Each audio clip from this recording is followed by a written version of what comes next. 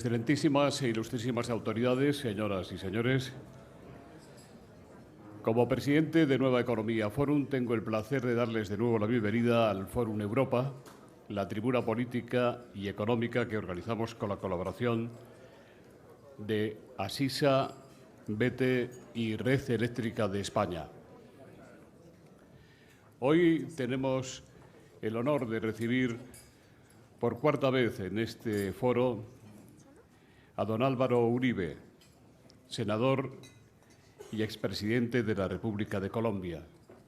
Le va a presentar don Pablo Casado, vicesecretario general de Comunicación del Partido Popular. Querido Pablo, la tribuna es suya.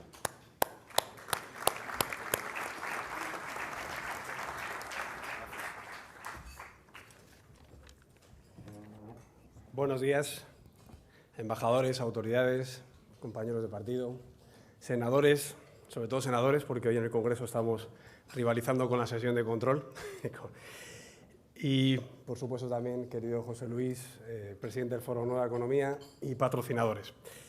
Quiero empezar mostrando la solidaridad de mi partido y estoy convencido también del Gobierno con el pueblo colombiano, después del atentado sufrido en los últimos días y el secuestro que conocimos también hace pocas horas. Esperamos que podamos pasar página de una historia que Colombia ya ha empezado a superar y, sobre todo, queremos mostrar nuestra cercanía con las familias de las víctimas y, por supuesto, también con todo el pueblo hermano de Colombia. Quería empezar lanzándoles una pregunta, porque me imagino que ustedes se preguntarán qué hago yo, una persona irrelevante, presentando a uno de los mayores estadistas de las últimas décadas. Y me temo que no voy a poder contestar a esa pregunta porque es la que yo me hice cuando me lo planteó. Lo que sí que voy a intentar contestar a lo largo de las breves palabras es el por qué para mí es un honor, probablemente uno de los mayores honores de mi corta carrera política, el evento de hoy. En primer lugar, a título personal, para mí el presidente Álvaro Uribe es un referente personal, moral y político. Lo es por sus principios inquebrantables, por su liderazgo político, por sus convicciones morales, por esa política ya célebre de mano firme, con corazón grande, que hizo que revolucionó, enderezó el rumbo de su país, como pocos mandatarios han conseguido en la historia reciente. Le conozco desde hace aproximadamente una década. La primera vez que coincidí con él fue durante un terremoto en Valparaíso, durante la toma de posesión del presidente Sebastián Piñera. No pasó nada, fue una amenaza que no tuvo consecuencias, pero les aseguro que ese mole de mármol y esas lámparas tan grandes parecía que se iban a caer sobre nosotros. Allí ya había un presidente Uribe que no se inmutaba, probablemente porque ha sufrido en sus carnes otro tipo de seísmos en su carrera política. Es verdad también que el presidente Aznar y el rey Felipe, allí presentes, en ese momento príncipe de Asturias, tampoco se inmutaron demasiado. La segunda vez que lo vi fue en el Palacio de Nariño. Fue en una recepción en la que lo que más me sorprendió fue su cercanía. Éramos varias personas y nos despidió a todos por el nombre de pila y les aseguro que yo no era nadie importante como para recordarlo. Y luego, a partir del 2010, coincidí con él bastante a menudo en Washington. Primero cuando daba clase como profesor en Georgetown y luego cuando tuve el honor también de coordinar un proyecto académico en la Johns Hopkins en el cual él era miembro del board. También me sorprendió un rasgo, que es lo trabajador y lo responsable. Aunque tuviéramos un debate insignificante y tuviera que recorrer el mundo para dedicar 7 horas a esas deliberaciones, venía, no dormía y se volvía a ir. En segundo lugar, no solo es un honor a título personal, sino que es un honor por lo que ha hecho por Colombia. Escribía García Márquez que, por fortuna, Macondo no es un lugar sino un estado de ánimo. Y yo creo que la Colombia del presidente Uribe ya es un concepto, es un símbolo. Es el símbolo de orgullo, de patriotismo, de unión.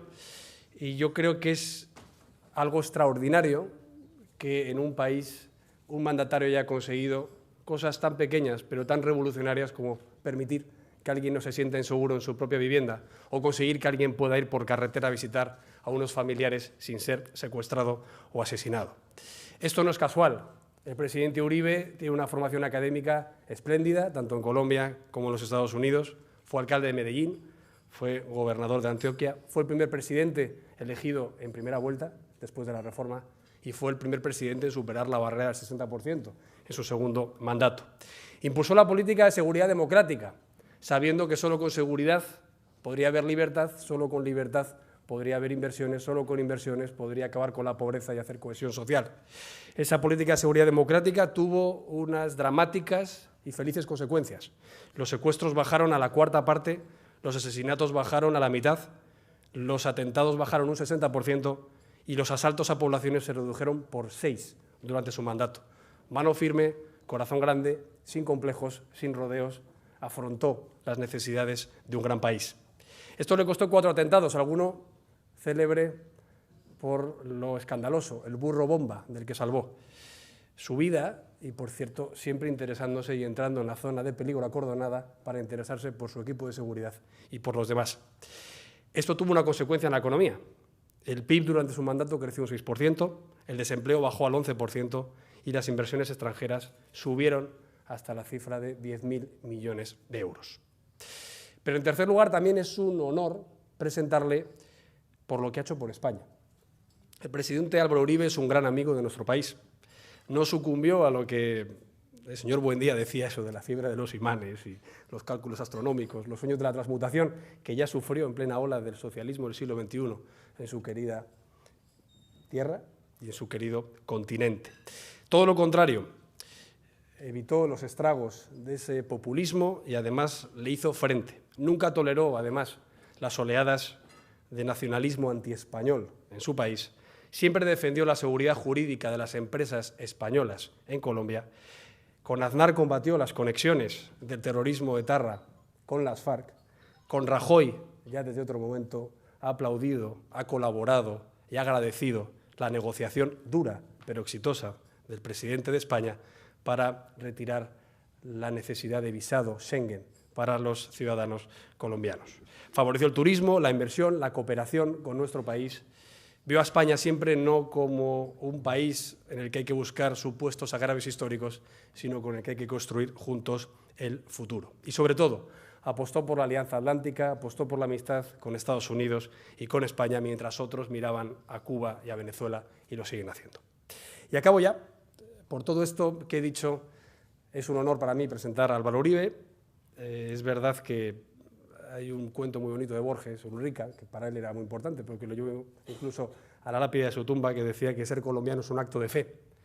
Y yo estoy muy de acuerdo, no siendo colombiano, pero conociendo al presidente Uribe, porque creo que Álvaro Uribe hace precisamente de su patriotismo, de su servicio público, de su vocación, un acto de fe.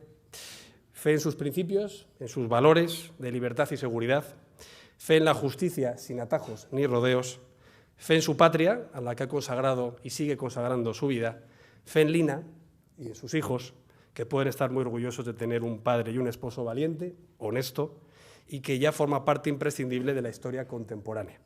Ojalá, en vez de hacer series de Escobar, hubiera series de Uribe.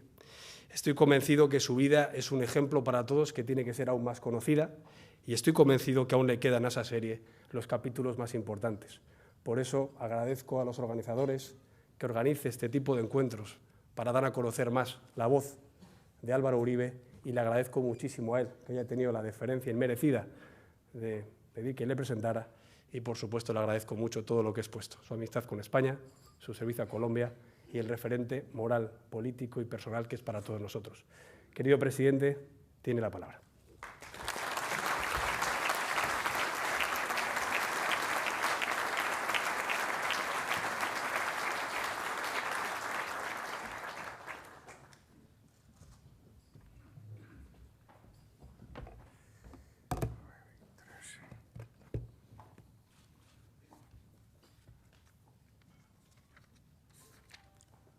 Muy estimado don José Luis Rodríguez, muy estimadas autoridades, don Pablo Casado, muy distinguidas señoras, muy distinguidos señores, amigos de los medios de comunicación.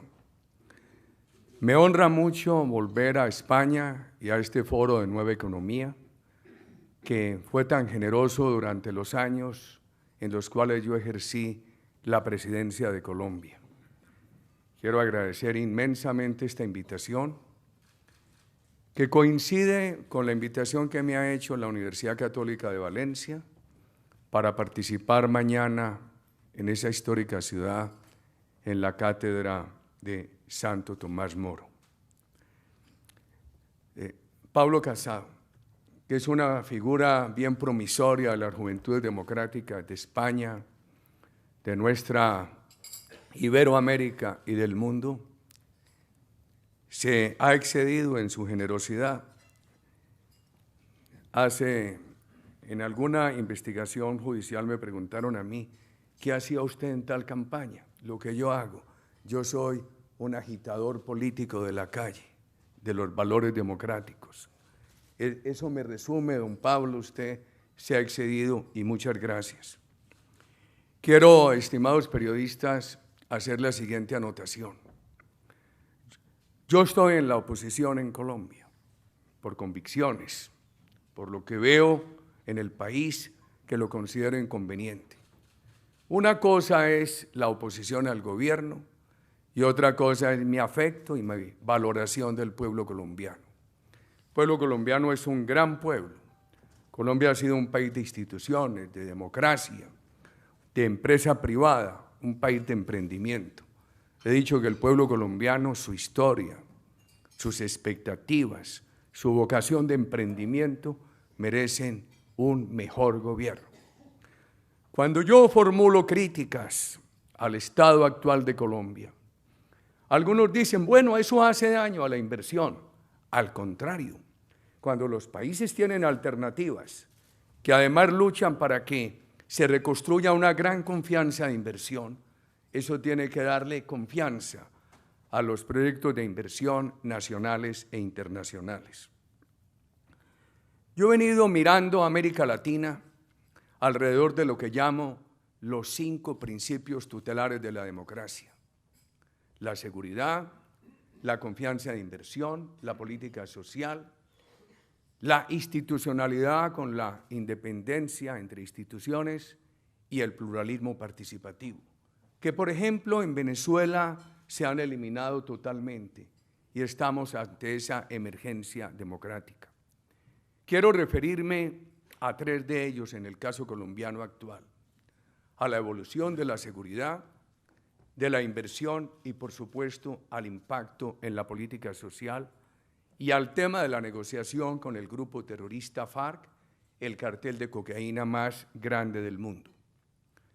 Siempre he expresado que la seguridad es un valor democrático y una fuente de recursos. No es lo único que se necesita, pero es un valor fundamental para la confianza de inversión. Y que un país que quiera tener confianza de propios y de extraños como Colombia necesita trabajar la seguridad con valores democráticos, la confianza de inversión y la política social simultáneamente. En el año 2000 me preguntaba yo, ¿por qué Colombia, que tuvo la menor interrupción democrática en el siglo pasado? La de México fue de 12 años, la nuestra fue de 4. ¿Por qué Colombia, que nunca tuvo default? ¿Por qué Colombia, que nunca participó en los problemas de las crisis, de las deudas en los años 70 y 80 en América Latina?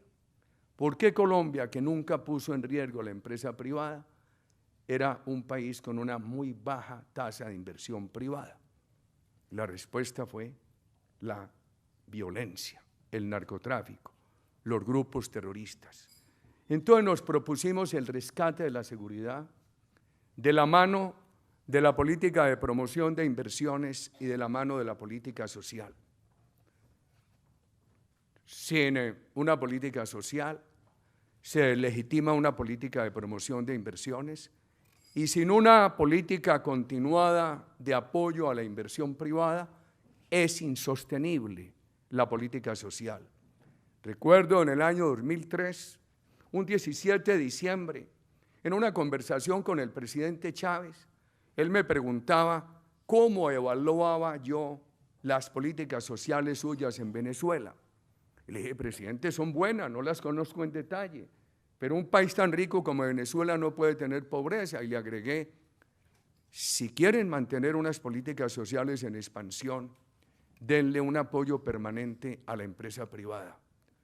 Con una empresa privada afectada, limitada o expropiada, no hay políticas sociales sostenibles. Él me contestó que no, que Castro en los años 80 había indicado la necesidad de que América Latina tuviera un socialismo con petróleo y señaló a Venezuela. Le dije, no te basta. Yo creo que América Latina tiene dos ejemplos bien paradigmáticos. La confianza de inversión privada a principios de los 60 en el Brasil, que fracasó porque no estuvo acompañada de unas políticas sociales. Y el fracaso de las políticas sociales contemporáneas de Venezuela, porque no ha estado acompañada de una gran política de inversión privada. Yo dejé a Colombia no convertida en un paraíso, pero con mis faltantes y omisiones, con errores que pudieron cometerse, el país iba mejorando. Iba mejorando sustancialmente en el tema de seguridad, de reducción del narcotráfico, en inversión doméstica, en inversión extranjera y en política social. Algunos temas que me llevan a mí a hacer oposición a este gobierno, que ayudamos de manera determinante a elegir en 2010. Por ejemplo, en el periodo 2002-2010, el homicidio bajó en Colombia de 28.837 casos a 15.459. Ha seguido bajando. En el 2016 se registraron 12.262. Pero hay casos de gran preocupación. Ciudades como Cali, como ciudad de Medellín, que no obstante tener excelentes alcaldes, siguen con unas tasas de homicidio sumamente preocupantes. Es el gobierno nacional el que tiene que manejar la seguridad.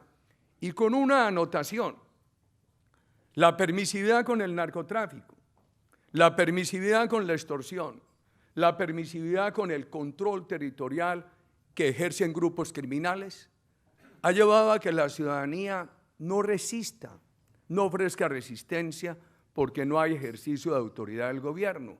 Entonces mucha ciudadanía se ha tenido que someter a grupos criminales y eso ha llevado a que los grupos criminales disminuyan el asesinato porque no lo necesitan, porque tienen control territorial. En efecto, el secuestro bajó en los años nuestros de 2.282 casos a 282. En el 2016 hubo 205, pero el país empieza a tener unos casos de secuestro de empresarios bien preocupantes en las zonas urbanas, en las zonas rurales. Bien preocupante el tema inversión. En esos años bajó de 2.083 casos denunciados a 1.352. El año pasado se denunciaron 4.539 y el país ha perdido confianza en la denuncia. Creo que uno de los logros del gobierno nuestro, con sus errores y omisiones, como lo he dicho, es que la ciudadanía ganó confianza en las autoridades. Además, cooperaba con ellas. Nosotros tuvimos 4.600.000 colombianos que cooperaban con las Fuerzas Armadas, que no estaban armados, trabajaban con un celular. Aprovechamos la expansión de las comunicaciones y de su señal en Colombia. Se creó una gran confianza. Policía, ciudadanía, Fuerzas Armadas, Fuerzas Militares, ciudadanía, sectores de la justicia y ciudadanía. Pues bien, si en ese momento, cuando había una gran confianza para denunciar, se presentaron 1.352 casos de extorsión, uno diría que eso estaba reflejando casi el 100%. Pero el año pasado, cuando se ha perdido la confianza para denunciar, cuando la respuesta que dan algunos ciudadanos es que si no pagan extorsión, si en lugar de pagar la denuncian, corren riesgo a su vida, porque no sienten que haya una política de seguridad, porque encuentran a las Fuerzas Armadas, a la policía desmotivadas. Y a pesar de que los ciudadanos tienen miedo a denunciar, hubo 4.539 casos, quiere decir que un porcentaje muy alto que acrecienta mucho más la cifra de la realidad de la extorsión, se ha venido dando en Colombia. En efecto, las voladuras de oleoductos habían bajado mucho, de 86 a 31, pero en el 2016 ya se dieron nuevamente 49 y en lo corrido del 2017 se han presentado 28 casos en el oleoducto Caño-Limón. Eso nos ha llevado a que se dejen de exportar 893.000 barriles, más o menos equivalente a un día. El terrorismo. En los años nuestros, los actos terroristas bajaron de 1.645 a 471. En la actual administración, en el 2014 subió a 763. En ese momento, el acuerdo con la FARC permite que esos actos terroristas bajen a 215 en el año 2016, pero hay nuevamente una tendencia de deterioro. De abril del año pasado hasta este momento, en la sola ciudad de Bogotá, las estadísticas de la policía registran 10 casos de terrorismo. Y preocupa mucho, además de la extorsión, otras cifras de los delitos contra el patrimonio. Todo lo que les he dado son cifras oficiales. Y Colombia es un país que ha tenido unas fuentes de cifras oficiales con un alto nivel de credibilidad. Nosotros no utilizamos cifras paralelas. Cuando uno mira los delitos contra el patrimonio y examina qué ha pasado en el hurto a personas, vehículos, motos, residencias, comercio, entidades financieras, en el periodo 2010-2016, estos delitos han aumentado entre el 62.7% y el 126.5%. Hay un tema de mucha discusión, el crecimiento del narcotráfico. Cuando mi antecesor, el presidente Pastrana, firmó el Plan Colombia con los Estados Unidos, una gran política, una gran decisión. Se hablaba de que Colombia tenía 170.000 hectáreas de narcotráfico. La semana pasada, el secretario de Estado de los Estados Unidos y el senador Marco Rubio, en una audiencia en el Congreso norteamericano, afirmaron que los radares de los Estados Unidos detectaban 188.000 hectáreas. Habíamos bajado a 42.000. En el periodo 2012, que corresponden 2 años al actual gobierno, se había bajado de 172.000, de 170.000 a 42.000. Y ahora los Estados Unidos habla de 188.000. Hace unos meses Naciones Unidas expresó que su cifra le daba 96.000 hectáreas, pero que en los últimos 2 años los cultivos habían crecido 47.000 hectáreas en Colombia. Y esto está acompañado de un crecimiento exponencial de la drogadicción. Hace muchos años, cuando empezó el narcotráfico, se decía que Colombia nunca sería consumidor, mucho menos, nunca sería productor, mucho menos consumidor. Y después nos convertimos en el primer productor de coca del mundo.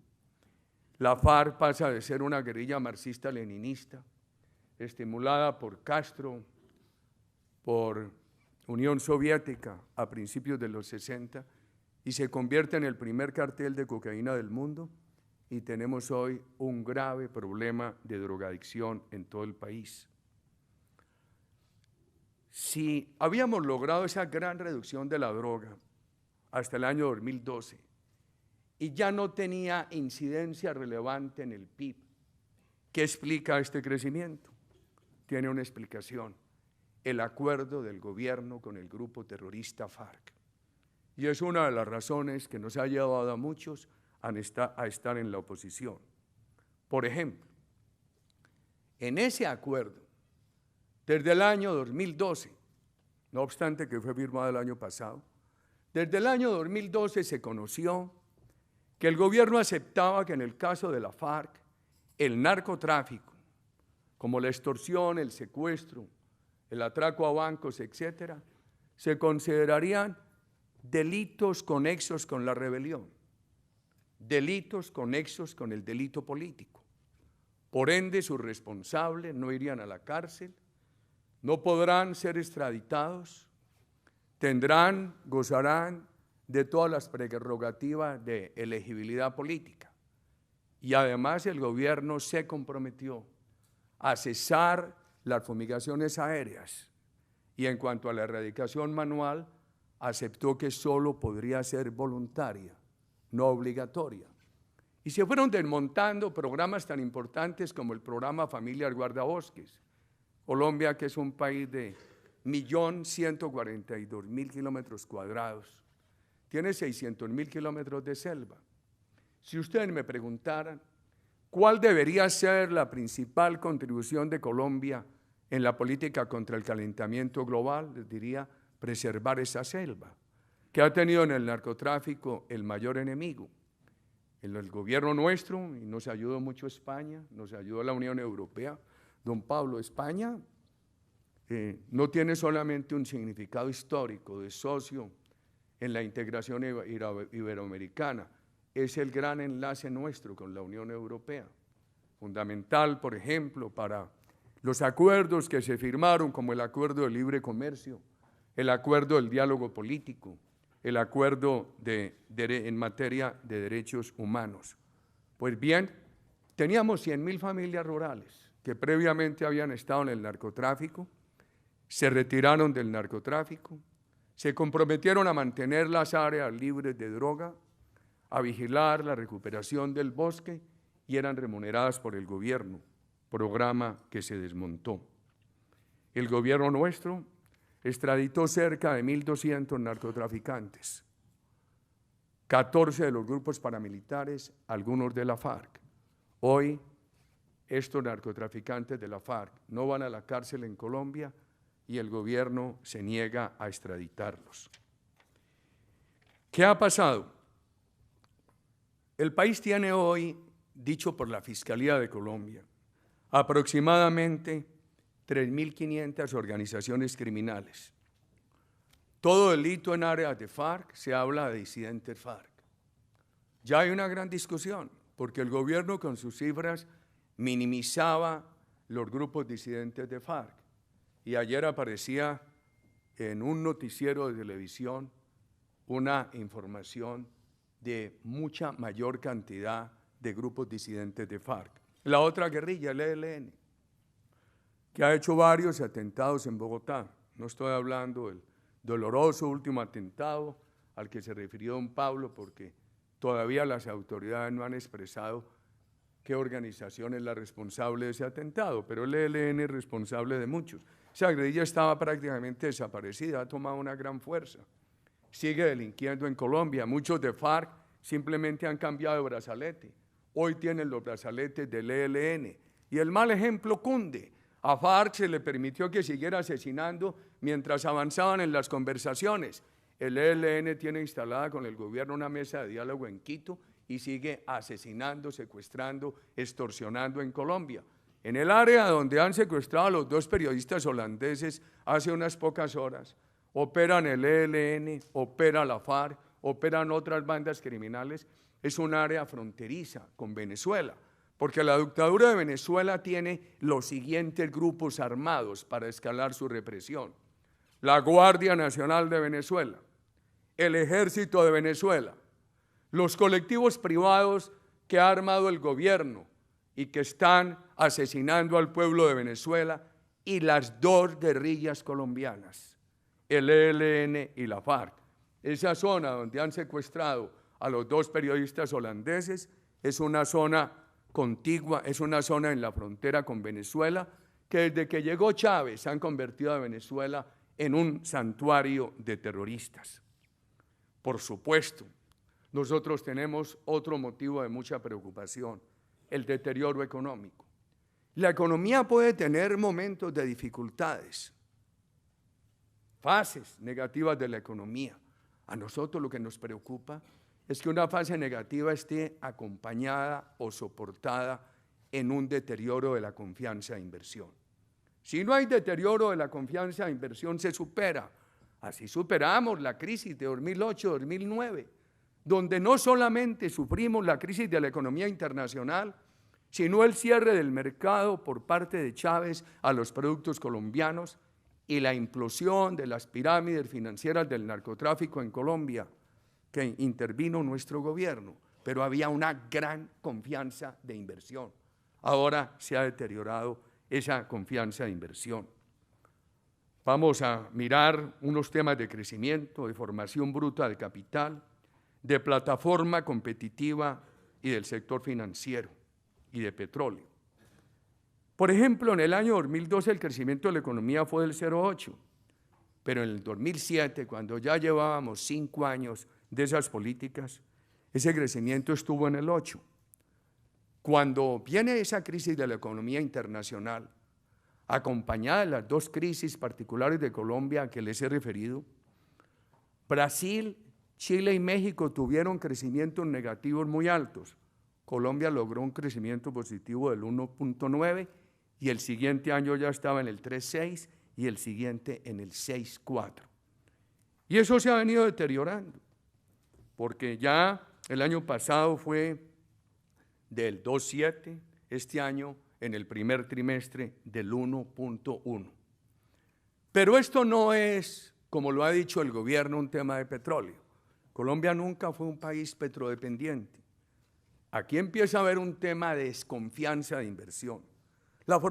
Yo medía siempre en el gobierno qué está pasando con inversión, qué está pasando con formación bruta de capital.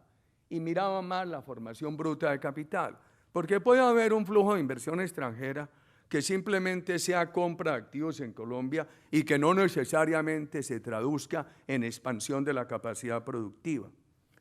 Entonces, teníamos unos registros muy altos de formación bruta de capital. El año pasado fue negativa, 3.6. Por ejemplo, en maquinaria de equipos fue negativa del 15%. Este año, en los primeros 3 meses, fue negativa del 0.7%. Adicional al negativo del 3.6 del año pasado. Y el reporte de confianza de industria en abril de este año fue negativo del 8,5%. Es mi gran preocupación, el deterioro de la confianza de inversión, que el gobierno siempre lo niega, pero las cifras muestran otra realidad. Por ejemplo, cuando examinamos nuestra plataforma competitiva, Colombia se había convertido en un gran líder latinoamericano en ese reporte del Banco Mundial que es el Doing Business. Habíamos logrado la posición 37, ahora estamos en la 51. Nos mantenemos en el otro indicador del Foro Económico Mundial, más o menos en la misma posición, entre el 68 y el 61. Entonces se habla de que el país, para mejorar la competitividad, tiene el tema de las concesiones de 4ª generación. Está bien. Sin embargo, yo veo unas preocupaciones. Una preocupación con las concesiones de 4ª generación es que abandonaron muchas vías importantes que el país venía haciendo. Una segunda es que hay parálisis de obras, como en el caso Odebrecht, en una de las autopistas más importantes del país, que es la autopista Bogotá-Santa Marta, 1.100 kilómetros. Suspendido Odebrecht por los problemas de corrupción, ya debería estar reactivado ese contrato con otra empresa. Ese contrato se adjudicó hace muchos años. Odebrecht tiene uno de los 3 tramos. Y vemos otra preocupación. Si se deterioran los indicadores fiscales financieros del país y ya hay unas advertencias peligrosas de las calificadoras de riesgo, la última es de Nomura, se puede dificultar mucho la financiación de esas autopistas. A mí me correspondió resolver todos los litigios de inversión extranjera que en su momento tenía Colombia. Nos propusimos resolverlos. Recuerdo 2 con España, el metro de Medellín, y COMSA, que era la construcción de la autopista de Bogotá al río Magdalena. Conflictos que llevaban muchos años y los resolvimos. E hicimos una cosa importante. para superar el temor de los funcionarios a firmar este tipo de acuerdos. Hecho el acuerdo, pero antes de formalizarlo, lo publicamos a la ciudadanía. Y solamente cuando hubiera una especie de visto bueno ciudadano, de visto bueno de órganos de control, se formalizaba. Y eso dio mucha tranquilidad. Una de las propuestas de nuestro partido, el año entrante que hay elecciones, es crear un mecanismo de aval moral que supervise acuerdos rápidos entre inversionistas y el Estado colombiano que superen los litigios de inversión. Esos litigios de inversión, sin soluciones ágiles, rápidas, que le den credibilidad a la opinión pública, se convierten en un gran obstáculo a la confianza del país. Este gobierno desmontó la ley de estabilidad. Yo creo que los países hoy, en el caso latinoamericano, no les basta con tener unos incentivos de inversión en un momento, porque el inversionista se pregunta, bueno, hoy me dan esos incentivos, ¿y quién me asegura que en 4 o 5 años con un cambio de gobierno no los quiten? Por eso nosotros creamos la ley de los acuerdos de estabilidad. Y ocurre lo siguiente, yo recuerdo haberle dicho al actual gobierno cuando empezaba, no quiten las normas de estabilidad, no quiten los incentivos de inversión, que Colombia lleva muy poquitos años recibiendo una gran inversión con una gran confianza interna, y miren, no se necesita. Y el gobierno quedó muy tranquilo porque los quitó los incentivos tributarios, quitó la ley que permitía los acuerdos de estabilidad y durante unos años continuó la inversión. Lo que realmente ocurre es que siempre hay unos intervalos.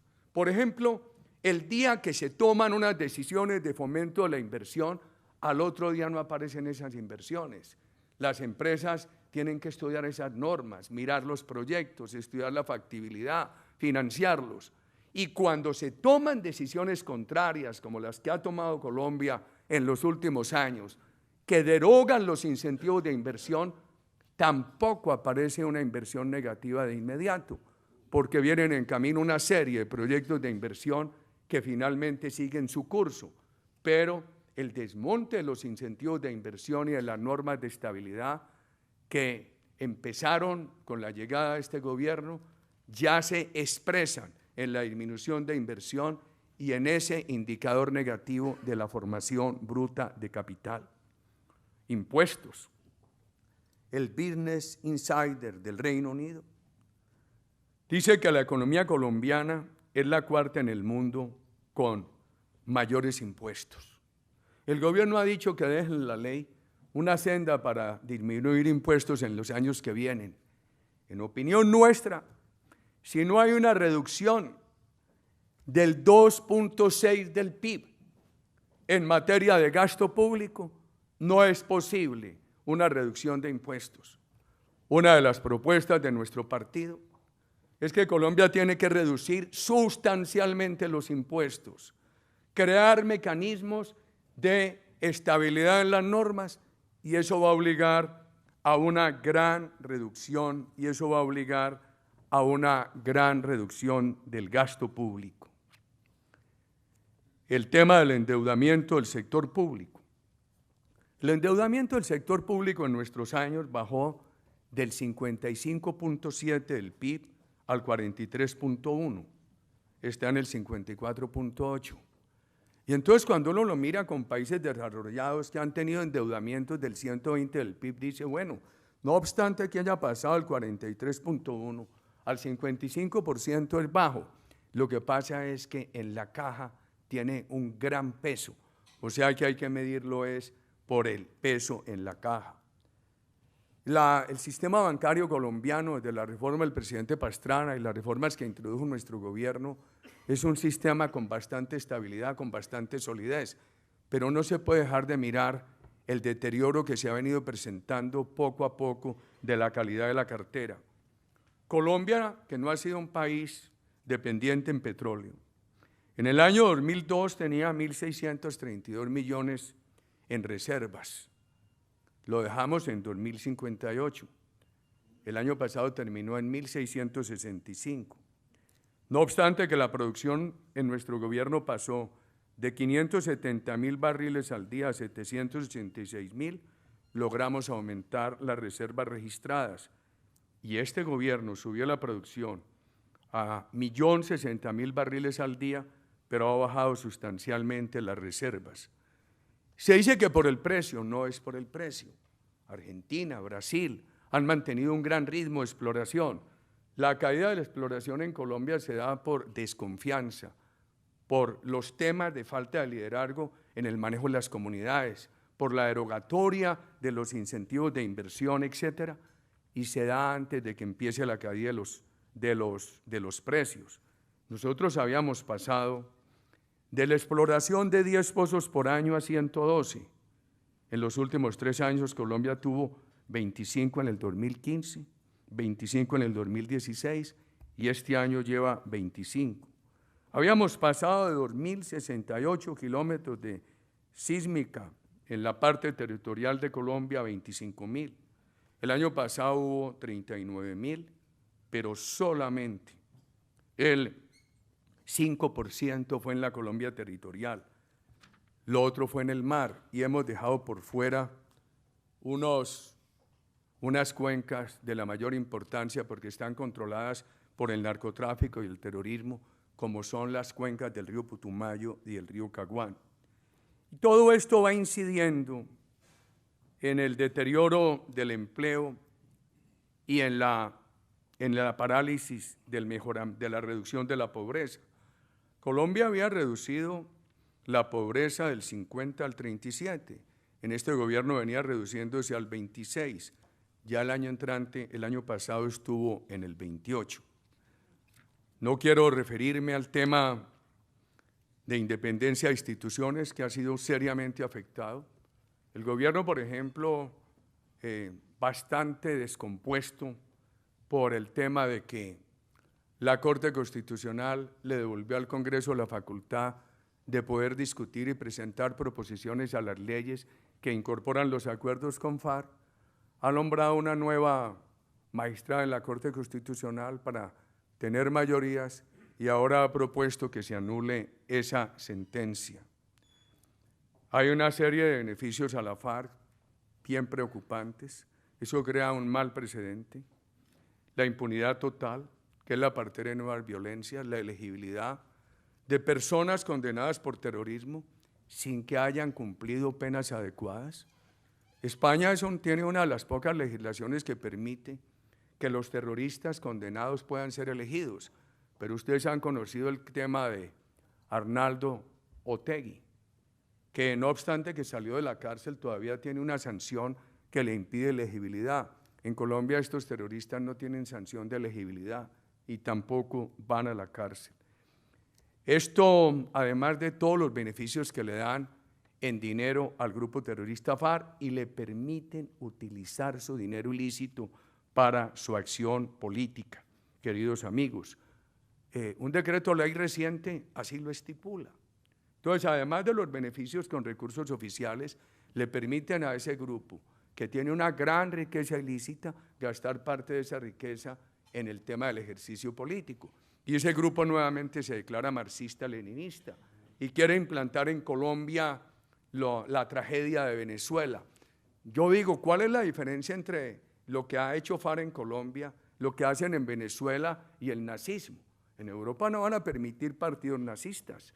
¿Por qué nosotros tenemos que permitir y darle beneficios a un grupo terrorista declarado marxista-leninista que quiere llevar a Colombia la misma versión del presidente Chávez?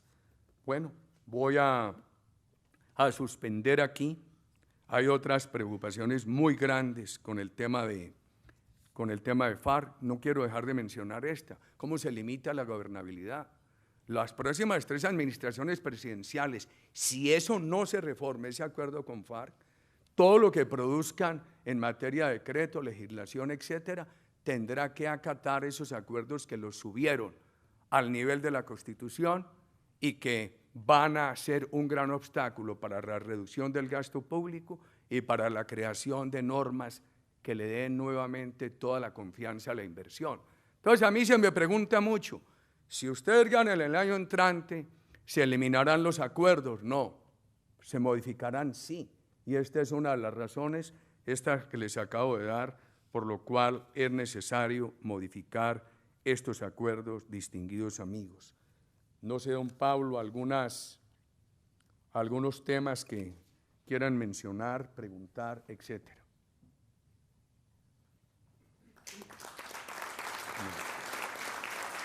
Aquí mismo.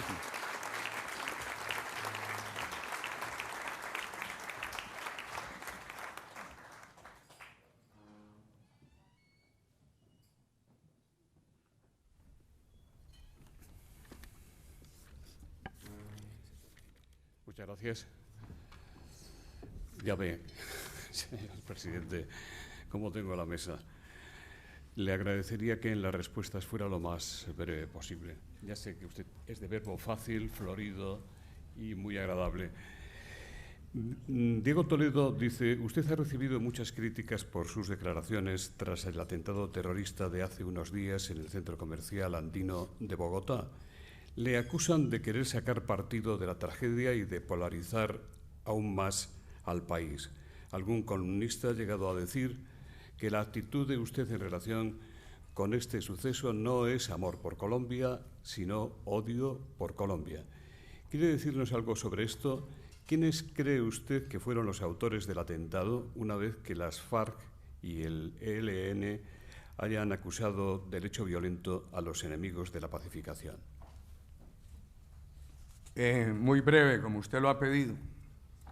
Algún joven colombiano de nuestro partido, cuyo padre fue secuestrado por la FARC, cuya familia ha tenido todo el sufrimiento a causa de la FARC, y que ha sido muy crítico de esta impunidad en este proceso, impunidad que yo considero es la partera de nuevas violencias, digo que el presidente de la República debía salir, que se hiciera una gran campaña en el país para eso, lo dijo él. ¿Qué he dicho yo en esta materia? Cuando ese atentado, pues, lo deploré, dije que Colombia debería pensar en el ejercicio de la autoridad con sentido democrático y no seguir en la tarea de indulgencia con el terrorismo, y recordé las palabras del exministro Fernando Londoño en 2003, cuando el atentado contra el club El Nogal, Bogotá llora, pero no se rinde. Han sido mis declaraciones, yo creo que no tienen relación con esta pregunta.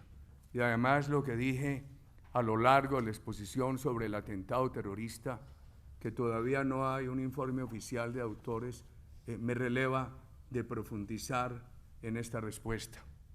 Creo que la persona que hizo la pregunta está mal informado sobre lo que ha sido mi reacción a este tema. Lucelena Pérez dice, ¿qué opina de la noticia en la CNN sobre que la francesa fallecida en el atentado en Bogotá es la principal sospechosa de la bomba en el centro comercial andino? Estuvo en zonas veredales de las FARC y que la bomba estalló cuando la iba a poner. No tengo ningún elemento de juicio para referirme a esa afirmación. Lo que deploro es lo que pasó en la ciudad de Bogotá. Me da mucha tristeza y lo que viene pasando en todo el país. Laura Bonilla dice, al margen del proceso de paz, Colombia necesita transformaciones profundas. Se da por hecho de que usted será el candidato a la presidencia por parte de su partido, el Centro Democrático. Si usted gana las presidenciales del próximo año, lo que es muy probable según las encuestas a día de hoy, dice Laura Bonilla, ¿cuáles serían sus prioridades? ¿Revertirá usted los beneficios dados a la guerrilla? Primero, yo no puedo ser candidato a la presidencia. Las reformas constitucionales que han hecho allí lo impiden y además no han ido en mi alma aspiraciones, porque creo que en este momento de mi vida es más importante promover nuevos liderazgos para el país que promocionar mis propias aspiraciones o vanidades. Mi interés es promover nuevos liderazgos. Si uno de los nuestro candidato del Centro Democrático o de la coalición con el expresidente Pastrana, con la doctora Marta Lucía Ramírez, con Alejandro Ordóñez, con grupos de víctimas, con grupos cristianos, con grupos laicos, católicos, con muchos sectores de la comunidad colombiana, gana la presidencia el año pasado, el año entrante. Como lo he dicho, nosotros modificamos, pero no desconocemos los acuerdos. Hay que hacer unas modificaciones, ya les expliqué por qué en el caso económico. Que de lo contrario, nos van llevando poco a poco al debilitamiento de la economía y hacer una segunda Venezuela. El mundo no ha observado bien esto, como los acuerdos del Salvador del 93. No solamente dieron una impunidad, que el año pasado la declaró inexequible la Corte del Salvador, sino que frenaron la economía. Y entre el 93 y el 2009, por las limitaciones impuestas por esos acuerdos, la economía no pudo avanzar. Y llegó un gobierno de la exguerrilla y están en el segundo. Y El Salvador prácticamente se sostiene. No es un problema económico mundial, porque es un país de 6,5 millones de habitantes que recibe 4.500 millones de giros de ciudadanos que viven en el extranjero, que envían ese dinero anualmente a sus familiares en El Salvador. Por ejemplo, cuando una reforma importante que a mí me parece es en el tema de justicia, yo no creo que Colombia pueda aceptar lo que han creado ahora, que el grupo terrorista mayor de cocaína del mundo, el mayor cártel de cocaína del mundo, se dé su propia justicia, arme su propia institución de justicia, para que a ellos les dé impunidad y para condenar a los militares y a los civiles de Colombia. Las Fuerzas Armadas de Colombia no han sido las fuerzas de la dictadura, han sido las fuerzas de la democracia. Cuando han violado los derechos humanos, sus integrantes han sido sancionados. Son unas fuerzas respetables que hay que rescatarlas de esta justicia para el terrorismo que han creado. Lo mismo a los civiles. Y entonces se dice, no, es que la FARC tiene razón, Colombia es un país muy desigual. Si ustedes van a la ciudad de Cartagena, encuentran dos Cartagenas. La Cartagena con desarrollo económico en el sector industrial y en el turístico. Allá hay formalización de la economía, hay equidad en el empleo, etc. Y la Cartagena en el Pozón, por ejemplo, donde hay una pobreza extrema. ¿Qué pasa? ¿Qué explica esa pobreza en Colombia? No es por la empresa privada. Donde hay empresa privada en Colombia ha habido equidad, es por la falta de empresa privada. Para nosotros, en nuestro pensamiento político diario, en lo que propondremos el año entrante, es fundamental un gran dinamismo de la empresa privada de la mano de una gran política social. Colombia es un país que tiene un alto nivel de desempleo juvenil, en una nación muy joven, edad promedio 29 años, un país de casi 50 millones de habitantes. Si no tenemos un gran esfuerzo de dinamismo de la empresa privada, de la mano de un gran esfuerzo educativo, ¿cómo vamos a lograr darle a la juventud colombiana posibilidades de emprendimiento, de participar en una economía formal, con dignidad remunerativa, etcétera? Entonces, cambios hay que hacer, distinguidos amigos.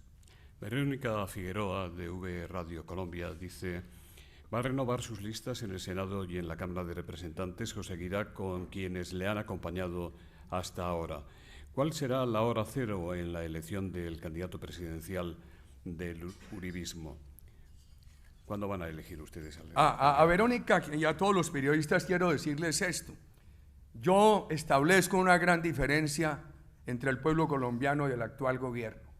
El pueblo colombiano es un gran pueblo, emprendedor, trabajador, un pueblo que resiste todas las dificultades y con una gran capacidad de superarlas, y merece un mejor gobierno. La bancada parlamentaria del Centro Democrático tiene 39 personas, hay uno viejo que soy yo, 3 mayores y los otros muy jóvenes, y han mostrado su capacidad de cambiar las prácticas de la política, por su transparencia. Es la primera vez que hay una oposición en Colombia dentro del establecimiento democrático que no participa de ventajas del poder. Y yo creo que eso ha sido muy útil para Colombia. Estamos en el proceso de definir quiénes van a ser los candidatos al Senado y a la Cámara el año entrante. Tenemos 5 precandidatos excelentes a la presidencia de la República, toda la voluntad de hacer la coalición a la cual me referí, que deberá tener también un solo candidato. Estamos en ese proceso. Aurora Domínguez dice, ¿qué valoración hace de la nacionalización o expropiación o intervención por el gobierno colombiano de Electricaribe, que fuera filial de la española Gas Natural Fenosa? ¿No debería resarcirse a la compañía española por lo que es claramente atentatorio de la seguridad jurídica? ¿Cree que finalmente Santos cederá a las presiones del gobierno español, que ha llegado a advertir que si no se llega a un acuerdo satisfactorio, influirá en la OCDE para retrasar la incorporación de Colombia a este organismo por cuanto su país no ofrece garantías suficientes a la inversión? Antes de que a mí me tocó un pequeño periodo con la empresa de propiedad de gas natural, pero me tocó un largo periodo con los antecesores también españoles. Cuando yo llegué a la presidencia, estaban próximos a suspender el suministro de energía a 500 corregimientos y a 100 municipios. ¿Qué hicimos? Creamos 3 fondos. Un fondo para mejorar los recursos para el subsidio en la tarifa a los sectores más pobres. Un segundo fondo para extender la conexión a las zonas no interconectadas. Y un tercer fondo para mejorar las redes de distribución en áreas densamente pobladas, pero con redes informales. Eso funcionó. Tuvimos unas reuniones periódicas de empresa, alcaldes, comunidades, gobierno nacional. Yo dediqué muchos sábados a ese diálogo y logramos acuerdos. Por ejemplo, logramos acuerdos para que se hicieran unas inversiones y las comunidades pagaran a tiempo. Esa es una población muy pobre, donde está esta empresa de gas natural. Pero nosotros habíamos logrado porcentajes de recaudo de tarifas del 97% y habíamos logrado bajar las pérdidas al 18%. Yo creo que eso funcionó en su época, pero el presidente de la República, que era quien les habla, se involucraba directa, personalmente y permanentemente en la solución. Lo deseable es que ahora hubiera una solución, porque yo creo que eso ya se sigue deteriorando. Silvia Romero escribe, dicen que el Papa Francisco I fracasó en su intento de reconciliarles a usted y al presidente Santos el pasado mes de diciembre. ¿Cómo fue realmente aquel encuentro con su santidad en el Vaticano?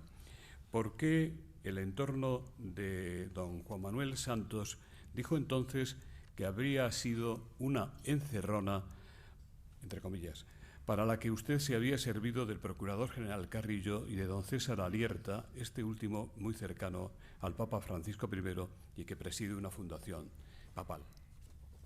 No, yo me emocioné mucho al tener la oportunidad de saludar, conversar y recibir la bendición de su santidad.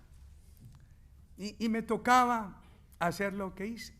En la primera media hora de conversación con él, le expresé mis preocupaciones por el acuerdo. Preocupaciones no en vano. Por eso contra el mundo el año pasado ganó el no en el plebiscito en Colombia. Contra el mundo. A mí sí que me dolía ver el gobierno de España apoyando el acuerdo con el grupo terrorista FARC, un acuerdo de total impunidad. A la Unión Europea, a los Estados Unidos, al Santo Padre, a Naciones Unidas. Todo ese ejercicio de derroche, de gasto del gobierno colombiano, ese compromiso de los medios colombianos diciendo que nosotros mentíamos cuando advertíamos el peligro del contagio castrochavista, y a pesar de eso, él no ganó en Colombia. Y el gobierno de Colombia se robó el plebiscito. Y se inventaron una fórmula muy dañina como precedente democrático, porque desconocieron el veredicto popular y lo sustituyeron por una proposición en el Congreso Nacional. Yo le expresé a su santidad todas las razones, con todo el respeto, y la verdad es que este es un tema de mirada de país. Este es un tema de concepción de país, queridos amigos, que trasciende lo que dicen de reconciliaciones personales. No, eso no está en juego, los temas personales no están en juego. Aquí está en juego es un tema de país y las preocupaciones por el país. Tuve oportunidad de expresárselas a su santidad. Ya hay detalles muy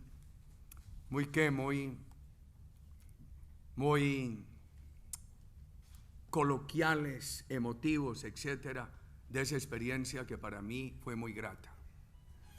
¿Fue el señor Alierta el que le hizo a usted la cita? No lo sé, porque yo lo vine a saber el día antes, pero él que ha sido Yo llegué a Roma milagrosamente. Qué casualidad. Que por casualidad.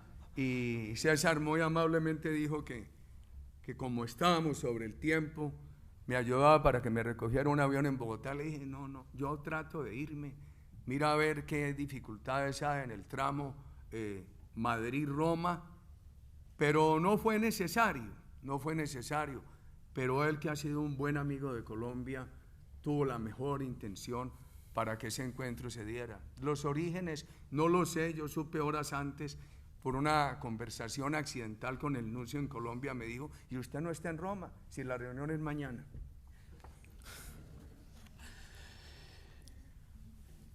El empresario hispano-colombiano Karim Chufi se dice que Colombia es el primer productor de cocaína y España es el segundo consumidor de la Unión Europea después de Inglaterra.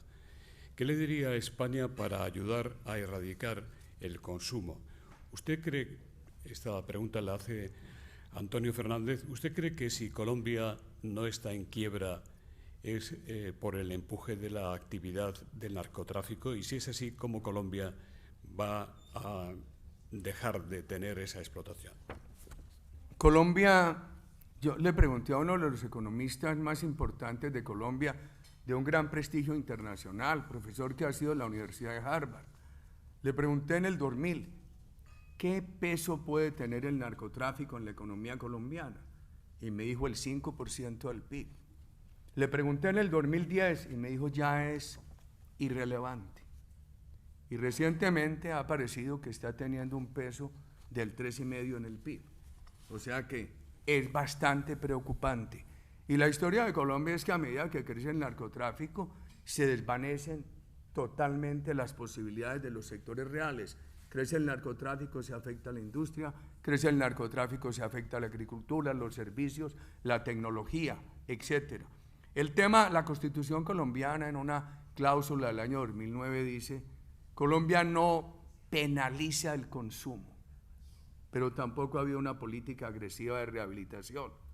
Lo que sí penaliza es la distribución, pero eso queda muy mal con lo que ha pasado ahora con la FARC, que no solamente tiene impunidad para el narcotráfico, sino para delitos atroces. Es un grupo responsable de la violación y tortura de casi 7,000 mujeres, del secuestro de casi 12,000 niños. Y miren este engaño, contra la mayoría del pueblo colombiano expresada en el plebiscito. El gobierno dijo que le daba esa indulgencia al narcotráfico porque la FARC lo había utilizado para financiar la rebelión. Los Estados Unidos acaba de reclamar porque salió de la cárcel un señor Nader de la FARC. Están saliendo todos los que habían en la cárcel, el del carro bomba al Club del Nogal, los secuestradores de personas extranjeras, los responsables de las mayores atrocidades.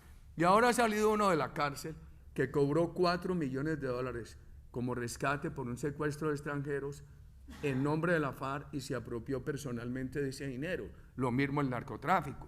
O sea que aquí no solamente tomaron unas decisiones que son un pésimo precedente de esa indulgencia con el narcotráfico, sino que están violando lo que ellos mismos decidieron. Yo creo que lo que definió la cláusula constitucional de Colombia de 2009 es equilibrado. Y uno lo que sí tiene es que llamar la atención de todos los países. Nosotros nunca pensamos que tendríamos un problema de producción, nos convertimos en el primer productor de coca. Nunca pensamos que tuviéramos un problema de consumo, hoy es enorme el problema de consumo y de crecimiento del consumo en la juventud colombiana. Sara Valencia dice, usted ha dicho que los españoles nunca habríamos dado a ETA la impunidad que Santos da a las FARC. ¿Cree usted que el gobierno español ha apoyado a regañadientes el llamado proceso de paz de Colombia? ¿Cree que hay división de opiniones en el seno del Ejecutivo de Rajoy y en el propio Partido Popular? Yo tengo toda la gratitud con el valor civil del presidente Aznar. Y tengo que lo repito en privado y en público. Y la verdad es que sí hay una aproximación diferente de las autoridades españolas al tema ETA y lo que han expresado sobre el tema colombiano, que no es menor grave. Sin embargo, resalto las declaraciones recientes de la señora ministra de Defensa de España, donde ella ha hecho unos comentarios bien importantes sobre el daño que se hace en un proceso de diálogo con el terrorismo cuando se permite que no haya justicia. Me parece muy relevante las declaraciones de la señora ministra de Defensa de España en esa dirección. José Antonio Centeno dice: parece ser que usted en sus viajes por el mundo inquieta a los embajadores colombianos con sus declaraciones y sus efectos. Dice: hace unos días el embajador colombiano en Londres, Néstor Osorio, rechazó en público el discurso que usted pronunció en un foro mundial organizado en Atenas y se quejó de que usted presentara a Colombia como un país en donde impera el crimen y en el que no se puede confiar. ¿Se siente usted censurado? ¿Tiene la sensación de que quieren acallarle? Yo invito a la comunidad internacional a tener toda la confianza en el pueblo colombiano. El pueblo colombiano que por su espíritu democrático el año pasado derrotó al mundo, que quería apoyar el referendo, el plebiscito en favor de la FARC. El pueblo colombiano es un pueblo laborioso, amigo del emprendimiento, de la empresa privada, de las libertades democráticas. Mi crítica no es al pueblo colombiano al que amo, es al actual gobierno, del que discrepo fundamentalmente. En cuanto a embajadores, hoy no veo por aquí uno de ellos.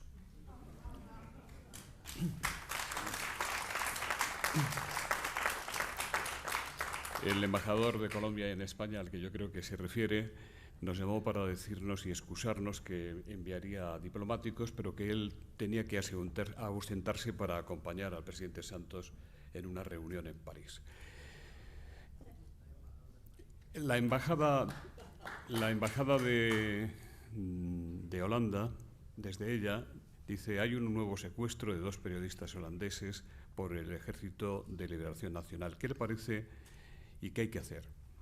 Yo mostré cómo se había presentado una gran reducción del secuestro hasta el 2010, que la tendencia positiva a partir de ese momento se estabilizó. Estas son cifras que tomo del gobierno.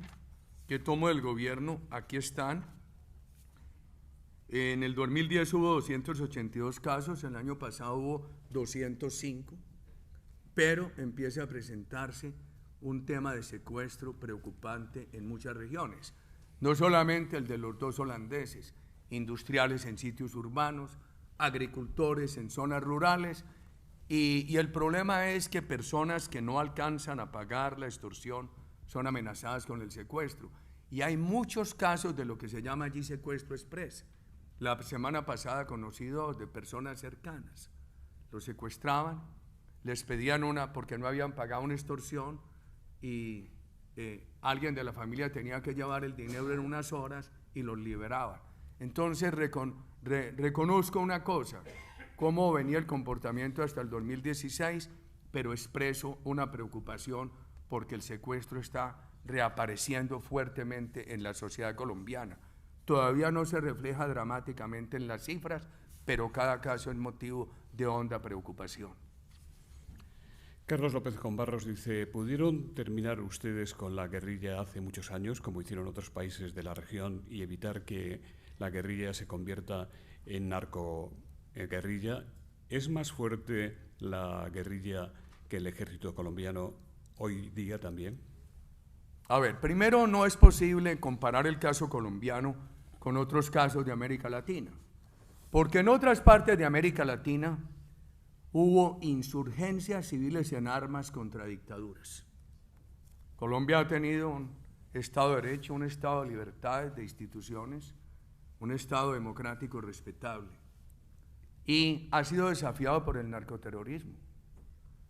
Es en los gobiernos de Alberto Lleras y de Laureano Gómez, del doctor Guillermo León Valencia, personas de todas las credenciales democráticas, que después de que se había dado toda la posibilidad a las guerrillas partidistas de movilizarse, los remanentes de las guerrillas partidistas patrocinados por Cuba, por China, la China de entonces, con patrocinio soviético, se convierten en guerrillas marxistas-leninistas y terminan como los principales carteles del narcotráfico.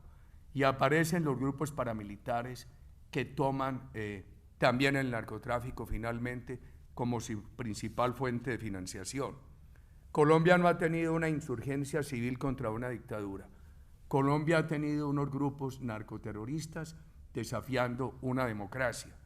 Entonces, es lo primero que hay que hacer, porque a la comunidad internacional esto no se le ha dicho. Al contrario, en los últimos años, para legitimar el proceso con la FARC, que no es un proceso de paz, es un proceso que legaliza unos dineros de esta gente, que legaliza unos cabecillas del narcoterrorismo y que genera muy mal ejemplo. Se ha presentado la FARC como una gran reivindicante política de las angustias del pueblo colombiano, a las Fuerzas Armadas de Colombia como unas fuerzas de la dictadura cuando han sido democráticas, respetables, y a la empresa privada colombiana no se le ha reconocido lo que ha hecho. Allí donde opera la empresa privada colombiana, el país avanza y avanza bien. Entonces, nuestra preocupación no es porque haya procesos de paz, sino por esos procesos de paz con esa impunidad, con la elegibilidad de terroristas, etcétera, etcétera, que generan más violencia como lo está viendo Colombia. La última pregunta la hace Rosario Montes. Dice, ¿qué le parece la posición adoptada en el posconflicto, como se llama en Colombia por parte del gobierno de allí, por parte de la Iglesia Católica? ¿Cree usted que la Iglesia evangélica fue decisiva para que triunfara el no en el plebiscito? ¿Confía usted en que los protestantes se integren en la coalición que usted promueve para presentarse a las elecciones del próximo año? Hay una cosa que en el ejercicio de la política que yo hice en la juventud no era tan clara. Grupos religiosos se organizan hoy y participan en política. Uno no sabe con qué peso específico, pero Colombia tiene organizaciones cristianas que participan en política y laicos católicos que lo hacen, y muchos de ellos ayudaron en el plebiscito. Por supuesto, son temas difíciles, porque, por ejemplo, Su Santidad me preguntaba que cómo estaba la Iglesia frente al proceso de paz, y yo le dije, Su Santidad, yo no soy la persona para contestar. Mi lectura es que todo el mundo quiere la paz, pero por lo que yo hablo con los sacerdotes en muchas regiones de Colombia, hay unos que están con este acuerdo, otros que estando con la paz discrepan de este acuerdo. Tema muy difícil. Un agitador político como yo, que lo hace por convicciones democráticas, tiene que ser muy cuidadoso en esos temas religiosos. Muchas gracias. En nombre de las entidades que hacen posible este Fórum Europa, don Ángel Mateos despide el acto. Bueno, agradecer en nombre de todos los asistentes a don Pablo Casado la presentación que ha hecho del presidente Uribe, muy buena presentación, y al presidente Uribe por compartir hoy con nosotros sus convicciones, sus 5 principios, principios que han sido la base del desarrollo de Colombia, pero también son la base de su futuro. Habrá piedras en el camino, pero seguro que el pueblo colombiano será capaz de superarlos. Muchas gracias.